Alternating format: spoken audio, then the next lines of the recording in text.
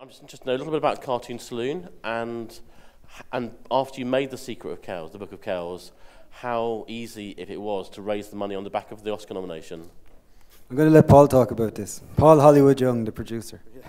Well, we after Secret of Kells got the nomination, we did do quite a tour around a bunch of studios and financiers in Los Angeles, and we got agents, we got to meet everybody. But we decided to go back to our old, because that was taking a lot of time, like that takes a long time, and we like to sort of be in a bit more control creatively as well, and also from the business side of what we're trying to do, so we can keep our voices, Tom often says. And so we went to friends of ours from France, Denmark, who are all here. So there's the Danish producers here, the French producers are here, Clement and Jeremy and Klaus from Denmark, and Luxembourg and Belgium, which is quite complicated, but we went back to our European partners and made it together like we did with Secret of Kells. So and does that mean then that you have to use people from those countries on the film as well? Yeah, but we were fortunate that there's such talent in Europe, and a lot of the people that worked on Secret of Kells all were working in those studios also.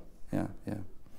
And Cartoon Saloon, did that exist before Secret of Kells? So that's now, and you do other bits and pieces as well. So you do kind of shows and that. We're Nora Toomey, who's one of our other partners. There's 3 partners. Ross Murray is here too. He moved to France. He's another producer. He's in the audience as well. And we set up the studio like 15 years ago. And so we're doing other things. We financed our next film, which is called The Breadwinner, which Nora will direct. And then Tom's working on his next film as well with Ross Stewart, who's the art director. And we do a TV show called Puff and Rock, which Chris O'Dowd narrates, and it'll be out soon, next year actually. It'll be out in Nickelodeon in the new year, actually, a TV series. So bearing in mind, it was about 5 years between the last film and this one, and you've got 2 more films in the pipeline. So are you expecting that's going to be another 2 lots of 5 years, or do you think they'll be a bit quicker this time? Well, we hope to start The Breadwinner in probably April next year, and that'll be like a 2-year process. So that'll be what, 2017 release, more likely. Yeah, and that's quick actually. This was when Tom came up with this. Ben, who's named after his own son, was only 10. Now he's 18 and in college. I'll hand over to Tom. Thanks, Polly. So yeah, it's a long animation is kind of glacial process, but you see your life kind of passing by as you work on these things, and that's why it's really important to kind of pack the film with things, people you love and things you love, because you have to live with it every day for so long, you know. So there's a lot of inspiration in the film from my own family and friends.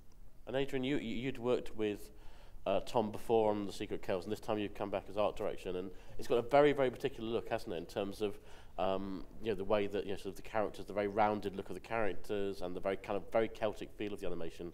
Could you just tell us a little bit about that, perhaps the 2 of you? About the style of the film. Well, yeah, the style came about like a few different from a few different places. Like, well, of course, like Tom's personal style, was massive in it, because like everything was roughed up and composed his way. And then we're also kind of working from The Secret of Kells and that kind of flat style that was really suited to The Secret of Kells, because it was like a medieval art and stuff. But we thought it worked really great on that film as well, just in terms of quietness, I thought, because like when we were visiting Donegal and the cliffs and the Irish landscape, I thought the scale of everything and the weight of everything made it look quite not peaceful, but really quiet and really kind of solid. So I wanted to work with that quietness of drawing, like kind of draw really kind of calmly, like straight lines, like no dynamics or nothing that was trying to be too show off, but something that was trying to be just kind of itself, and that was going to be enough, So I was working with that idea a lot. Do you want to say any more about the style in terms of like the way the characters look? Well, the character design is sort of a little bit more influenced this time by Japanese animation. But for me, it was really important that Adrien brought an amazing sense of lighting. It really feels like the lighting in Ireland with his watercolor technique that he used for the skies and stuff. So I think we got a real atmosphere. And it feels like when the characters walk through the grass, because they're walking through watercolor textures, that their socks are probably getting all damp and soggy like it is when you walk through the grass in Ireland. So for me, that's what was really important, to have that real sense of the damp atmosphere of Ireland. And then Will, down at the end, who wrote the film, Some of the people may have seen Secret of Roan Inish, and that might have been their kind of first brush with the Selkie. But could you just tell us a little bit about the kind of inspiration for the film and all the, the folk tales, the magic, where that all kind of came from? Well, I suppose I'll pass back to Tom there, because Tom had the inspiration for the film. So, Tom, if you want to say about where you got the idea. Yeah, I had the original story, which evolved a lot as Will and I worked on it together. But the original story was something that I started cooking up during the making of The Secret of Kells. I was on holidays with my family in the west of Ireland, and we were sketching on the beach with my son, who was about 10 at the time, and there was some seals, dead seals that we spotted on the beach, and we were a bit disturbed by that, and we asked the lady that we were renting the cottage from, why were there seals that had been killed on the beach, and she said that some of the local fishermen had started to kill seals, blaming them for the falling fish stocks. So she started telling us that would never have happened, 50 years ago, when people really believed that the seals could have the souls of people who'd been lost at sea, or people still believed in selkies and stuff. So that kind of started me thinking that the folklore that we were all kind of forgetting, or that we were fossilizing just for tourists or whatever, was getting lost, in a sense, that the real understanding of it and all the wisdom and the connection with nature that came from those stories was getting lost. So I started thinking about all the stories about selkies and started dreaming up this idea. And it was funny, when I met Will, I wanted to set it in 1987 because I was nostalgic for that time. For me, that was a time when Ireland, just when we were losing all that stuff. I was about 10 at the time, and Will had just written a script set on Halloween night 1987 when we met, so he was perfect, and we had so much in common that we started working together to write the story. Yeah, absolutely. And the big challenge for us with telling this tale is that we're kind of drawing from Irish mythology. And the problem with drawing from Irish mythology is that we have so much of it. There's so many stories, and they're like literally. And to be fair, Tom's like an encyclopedia of Irish mythology, because you gave me this wonderful book, The People of the Sea, which you mentioned, and I started reading other mythological books, and literally I would just send Tom an email and say, "Oh my God, I found these great characters called the Fomorians." And Tom said, "Yeah, I know those guys. They're in the battle of such and such, and they fought such and such." And he's like, "Yeah," and I'm like, but the challenge really was fashioning the story was to tell a story that was relevant to telling a human story and a family story, and we focused in very quickly on the idea of this family that was suffering from grief. And so through various drafts and whatnot, we wanted to make sure our mythological world, reflected this family who was in trouble. And also, I suppose, a quick anecdote for myself is that, when I was growing up, we didn't have a video recorder and stuff like that. So for us, our video games was basically going outside and running up the fields. And in Ireland, still, there's an old generation that's and that we still really believe in fairies and not leprechauns are real, but they're working in Temple Bar or something like that. But we still, there's a real big fear of fairy forts. You never disturb a fairy fort. You never go into it because it will only bring you trouble. And when we were kids, we'd run up the fields, and there was this in the field behind our house, there was this huge boulder, and in this boulder there was this deep scar in it, and we used to always fantasize that this scar was put there after this huge battle. And of course, it was just a farmer's plow, but that's what the farmer told us. But he has this sword over his massive. I'm joking. So that's kind of the origin of the story.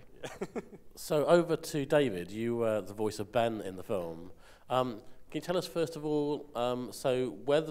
Did you do the voices before the film was made, or was the animation already there? No, I did it before. They put in the movement of the mouth and the lips afterwards, so it was actually kind of handy for me. So I just had to say the words, and then they put it in afterwards.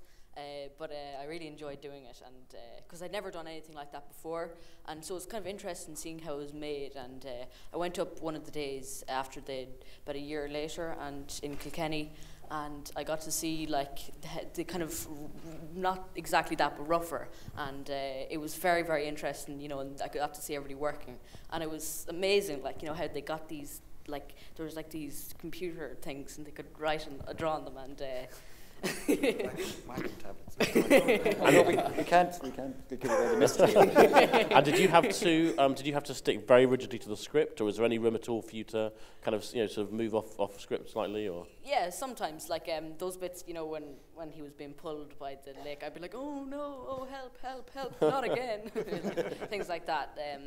But apart from that, like I kind of tried to stay to the script a little bit. But sometimes we'd maybe add in an extra line or take away a line if it wasn't working.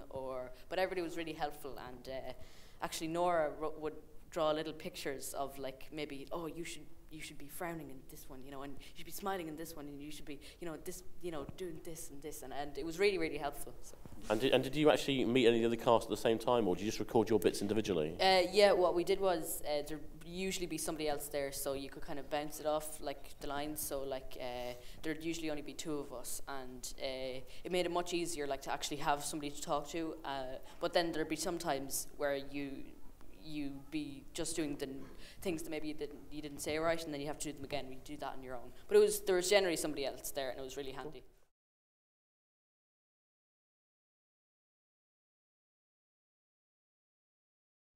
Well, as far as the casting goes, Will and myself were really lucky. We talked about talked with Nora as well, who's the head of story and the voice director, and we talked about who we'd like to play the different parts. And for the adult parts, all our first choices said yes, so we were really lucky to have Brendan Gleeson, Fiona Flanagan, Lisa Hannigan, and Liam Hurricane, and John Kenny and Pat Short, like all the people that we just thought they'd be great for it, they all said yes, so we were delighted. It was a bit more challenging to cast the kids. I was lucky that my little nephew, Kevin, was able to play Little Ben, but Ben and Saoirse, Lucy O'Connell did a beautiful job of Saoirse. She's a young girl from Kilkenny. But trying to find someone to play the part of Ben was the biggest challenge. And we'd been doing the animation for Moon Boy, and he was kind of under our nose all along, but we'd been doing casting and talking to different kids from around the country, and none of them were quite right. But then it was so obvious to us when we thought of David, and we just had to wait. He was such a big star, we had to wait until he was finished the season he was shooting. Had to delay the voice recording a little bit, but we were lucky to get him. And the most talented 11-year-old as he was at the time in the country was right under our noses.